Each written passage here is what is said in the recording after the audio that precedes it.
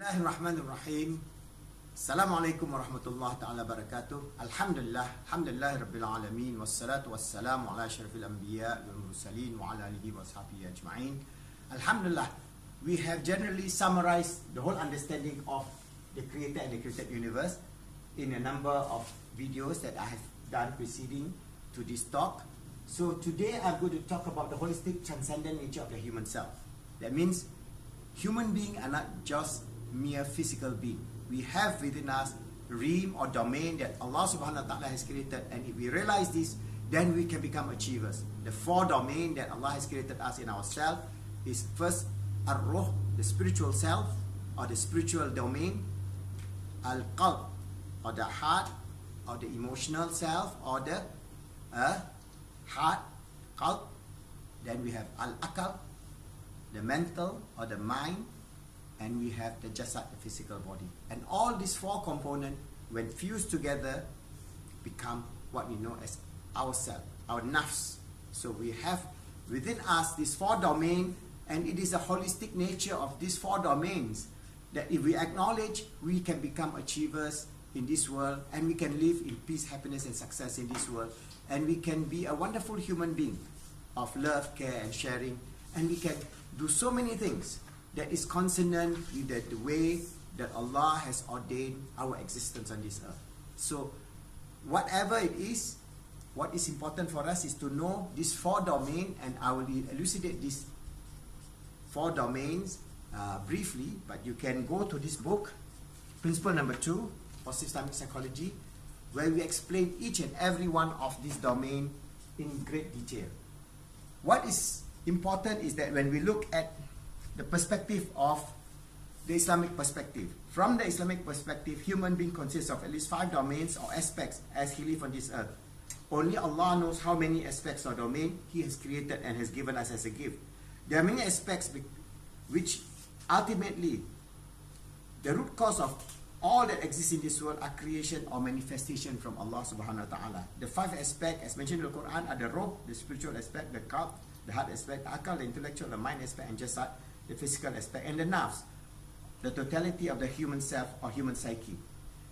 So this, we can explain this from, say for example, the perspective of quantum physics for the nature of this physical world. For example, the physical body consists of organs, cells, and so on. And the cells consist of lipid, complex amino structures, and so on. And then these are made of elements, oxygen, hydrogen, calcium, potassium, and so on. This element then can be split into electron, proton, neutron, and further subdivided into subatomic particles. But if we split these subatomic particles further, what is left is energy. So basically, even if we look at our physical existence here, finally when we split to the finest element of existence, we are a being of energy. So how Allah manifested it into molecules, into subatomic particles, into organs, and into ourselves is what science is all about. Understanding the discovery of the nature of ourselves. That's what Allah tells us in the Quran. Look into yourself and look at every particle in your body. Can't you see a creator who created all these things? So Allah tells us to look at our DNA, to look at our organs, to look at our intellect, to look at our even thumbprint. Each of us have a very unique thumbprint, which is different from all the other 7 billion human beings in the world. We have iris, which is different from all other 7 billion human beings in the world. That's why now they have these biometrics to look at your eye, and they look at your iris, and they can say, oh, this is Ahmad, this is Ali, this is Paul. And you look at the thumbprint, they can do all that. So there are many things unique about you, which we don't realize. That Allah tells us in the hereafter, if He is to recreate us, He can recreate back to the last thumbprint that we had, as we existed in this world.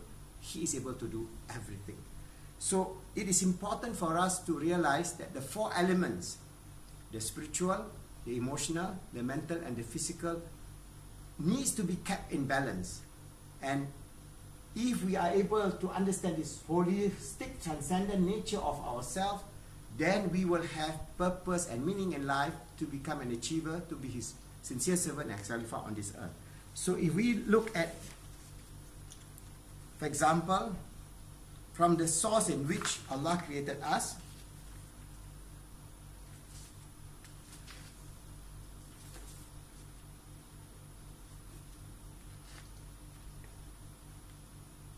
There are energy and matter and information that governs our life at the micro level. While energy is indestructible, it cannot, i.e. it cannot be destroyed, it can be changed. For example, heat energy can be transformed to light energy or electrical energy. Likewise, heat energy or light energy can be transformed into any other energy. What is important to you to understand is that as a spiritual being, we are given the spiritual energy. And the nature of spiritual energy is not known to us. Only Allah tells us, I blew my roh, or my spirit, unto us. So we are receiving the light or the nur or the spirit from Allah subhanahu wa ta'ala. The nature of it is a mystery because it's beyond all mathematical calculation, all scientific evaluation, beyond everything that you can imagine, because your spirit does not reside within space and time.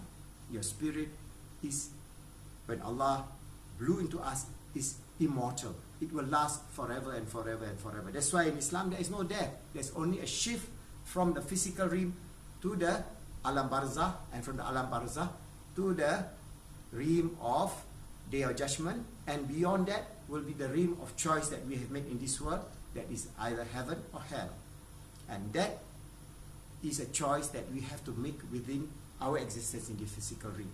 So our roh, if we say that it is a form of energy, it can be partially right, because we can define, for example, now we know if we still talk about energy, all kind of existence, everything that's existed in the universe is a form of energy.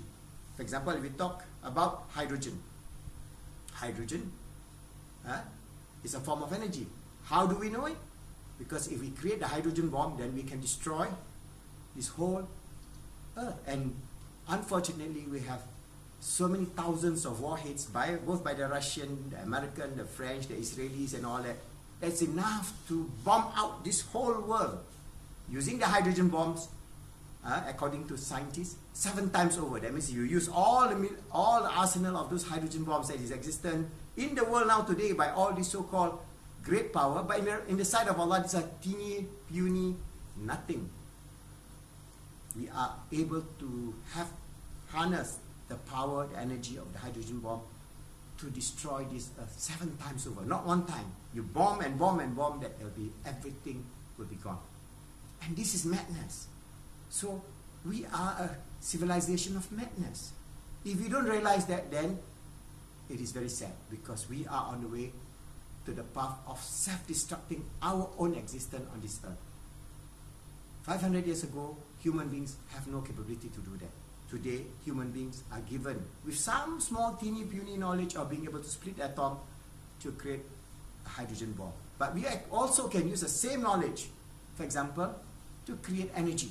That's why now they are designed to create fusion reactors so that we can have abundant energy. That is all possibilities within the realm of the knowledge endowed to this human species, Bani Adam, who are given the knowledge of Allah, but in some small, teeny, weeny measure.